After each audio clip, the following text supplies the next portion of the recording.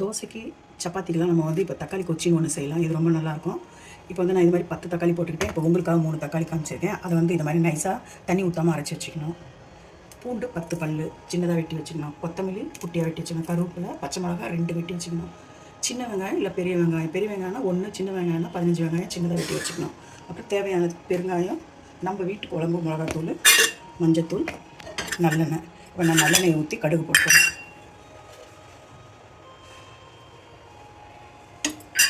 இப்போ எண்ணெய் சூடாகிடுச்சு. நம்ம சும்மா 1 ஸ்பூன் கடுகு போடணும்.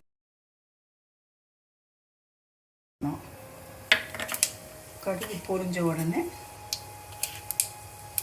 இவ்வளோ வெந்தயம் போட்டால் போதும். இந்த 10 தக்காளிக்கு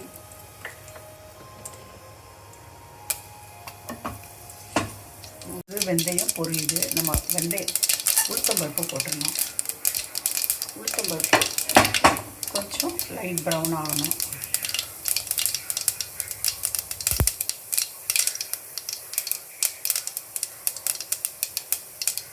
இப்போ லைட் ப்ரௌன் ஆன உடனே வெள்ளைப்பூடை போடணும். வெள்ளைப்பூடு லைட் ப்ரௌன் ஆகணும்.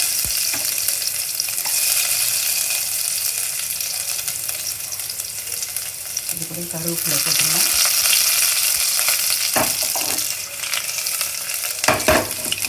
லைட் ப்ரௌன் கலர் ஆகணும்.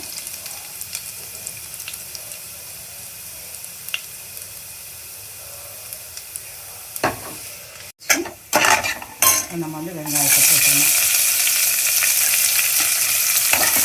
வெங்காயம் லைட் ப்ரௌன் கலர் ஆகணும்.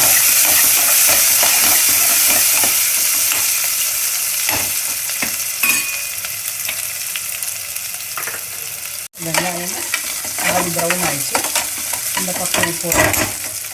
நம்ம 10 தக்காளி அரைச்சி வச்சுக்கிட்டு இருந்து போடணும். ஊற்றிட்டு 1/2 ஸ்பூன் மஞ்சத்தூள். இதுக்கு வந்து இந்த ஸ்பூனில் வந்து நான் 3 இது போடுறேன்.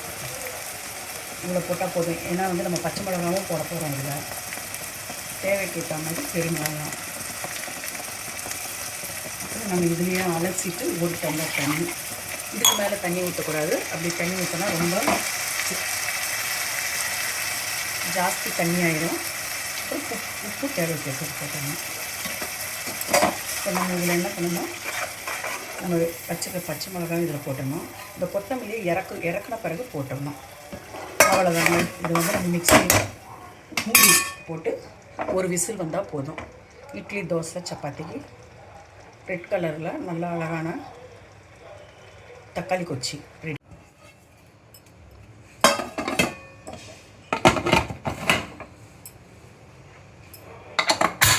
ஒரு விசில் வந்தவுடனே இறக்குனா போதும். சூடு போயிடுச்சு.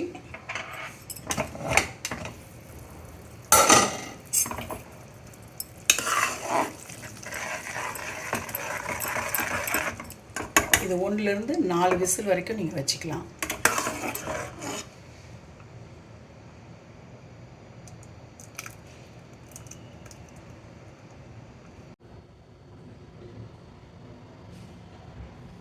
தக்காளி கொச்சி ரெடி.